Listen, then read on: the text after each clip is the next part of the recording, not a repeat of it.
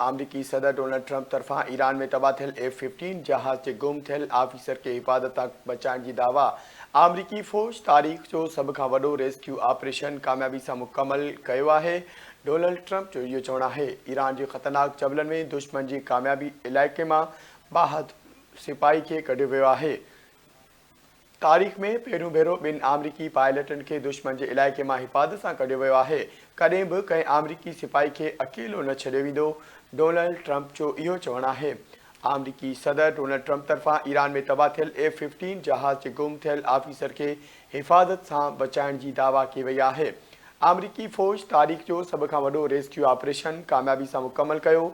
Iran जे ख़तरनाक जबलनि में दुश्मन जे इलाइक़े मां बहादुर सिपाही खे कढियो वियो आहे। तारीख़ में पहिरियों भेरो ॿिनि अमरीकी पायलटनि खे दुश्मन जे इलाइक़े मां हिफ़ाज़त सां कढियो वियो। कॾहिं बि कंहिं अमरीकी सिपाही खे अकेलो न छॾियो वेंदो, डोनाल्ड ट्रंप जो इहो चवणु आहे।